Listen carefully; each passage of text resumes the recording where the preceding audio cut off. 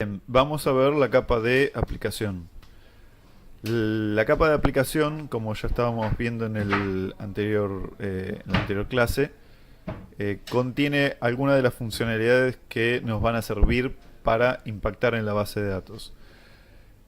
Otras funcionalidades que tiene es la coordinación de entidades, la realización de transacciones, que se hacía a través del Unit of Work, y el logueo. Entonces, haciendo un resumen, es preparación para la vista de objetos de negocio, logueo de eventos, servicios de aplicación, utilización del Unit of Work e invocación a funciones de infraestructura.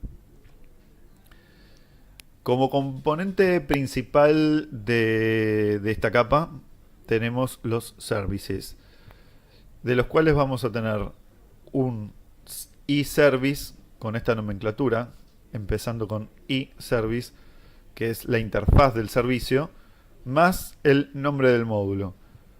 Acá tomen en cuenta la diferencia que existe con lo que veníamos hablando hasta ahora, en lo cual siempre se utilizaba el nombre de la agregación. En este caso estamos ya utilizando más orientado a módulo o funcionalidad.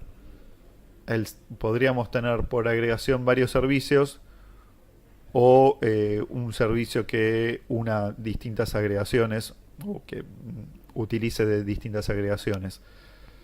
Es decir, la vista en este caso ya es más referente a cómo está organizado en la aplicación y no tanto a la agregación en sí. Entonces, tenemos un eService, que es la interfaz, y tenemos un service, nombre de módulo, que es la implementación.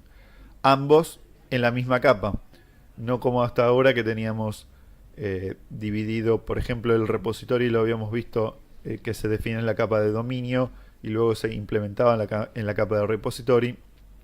En este caso, ambos componentes están dentro de la capa de application. Un aspecto importante que debemos tener en cuenta y tenemos que guardar que se conserve de esta manera es los servicios deben ser stateless. ¿Qué quiere decir? Que no mantengan estado. No debe haber alguna propiedad que esté manteniendo el estado entre una invocación y otra, o que una función almacene una variable interna del servicio. Debemos dejar a los servicios de aplicación libres de la utilización de estado.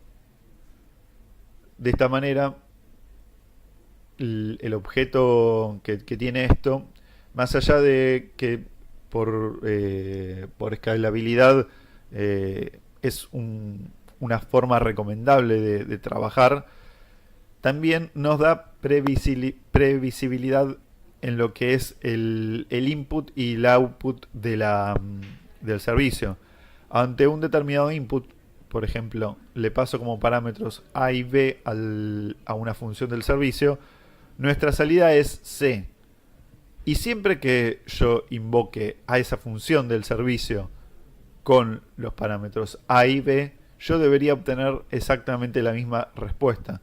Debería ser algo determinístico, ya que no el invocar a esa función no debería almacenar el estado del AB internamente y en base a eso la nueva entrada obtener una nueva salida. O sea, no hay nada interno que se modifique en el servicio cuando se invoca esta función.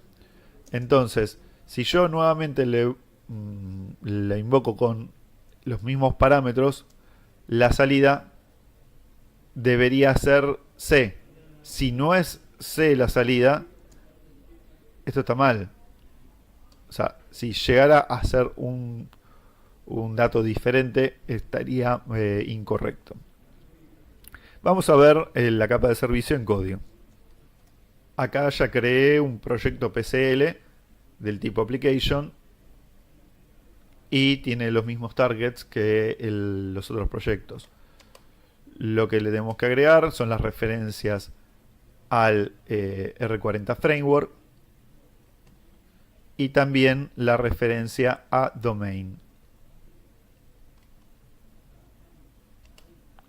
No recibe referencia de repository ni otras capas.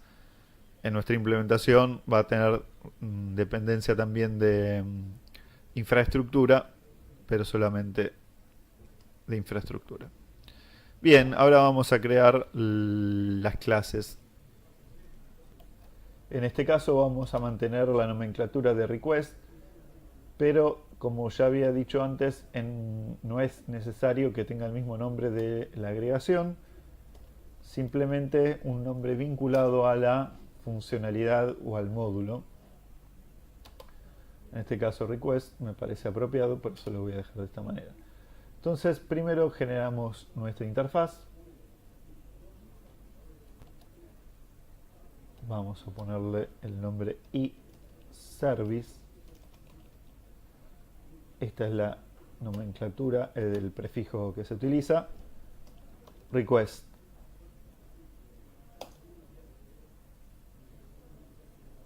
También vamos a agregar la clase que va a implementar ya la interfaz.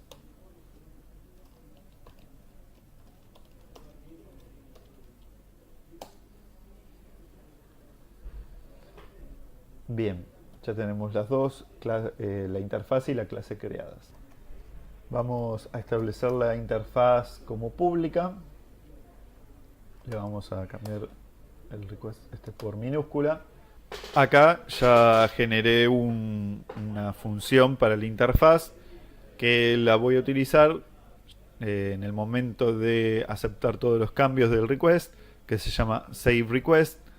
Le voy a pasar como parámetro el unit of work y el request ya generado para que se impacte en la base de datos.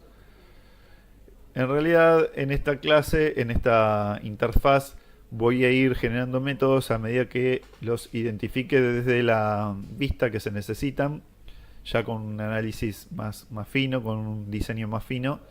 Entonces ahí voy a empezar a generar métodos. Por el momento generé nada más que este, y en este caso ahora voy a voy a realizar la implementación de esa interfaz.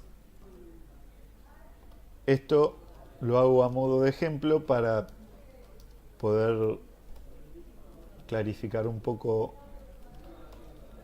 la capa de aplicación, pero en realidad terminan haciéndose modificaciones iterativamente a medida que vamos descubriendo métodos que necesitamos desde la vista, y de esa forma vamos trabajando.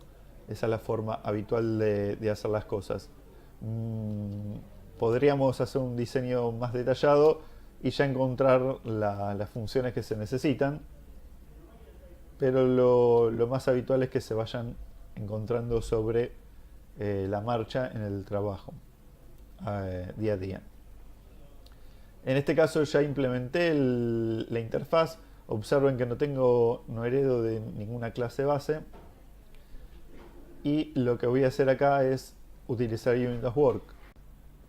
Algo que hacemos siempre al inicio de cada función es loguear la misma. Vamos a loguear con la invocación a la hslog. Para poder tener acceso a este objeto, al hslog, vamos a necesitar incorporar a nuestras referencias la capa de infraestructura, el proyecto de infraestructura. Ya con la capa de infraestructura vamos a tener acceso al hslog, y lo que vamos a hacer es utilizar esta función getType, que nos obtiene el nombre del tipo actual, así no lo tenemos que tipear y está siempre actualizado. Y luego vamos a pasarle como segundo parámetro el valor que en realidad es el nombre de nuestra función. Así sabemos a qué función estamos invocando. Eventualmente, en algún caso, le querríamos pasar los parámetros que nos están llegando a la función, y lo podríamos loguear si creyéramos que es importante. Bien, en las próximas clases vamos a seguir generando esta capa, haciéndola más importante, pero lo básico es lo que ya vimos, que es una capa que es stateless, es decir, que no guarda estado, que habitualmente vamos a tener una única instancia de cada service en la aplicación, es decir, que no se van a generar varias instancias del service, que tenemos la interfaz y la implementación, las dos en la misma capa. Y con esto vimos gran parte de lo que es la capa de aplicación. Después vamos a ver distintos ejemplos para terminar de fijar el concepto de cuál es la finalidad de esta capa.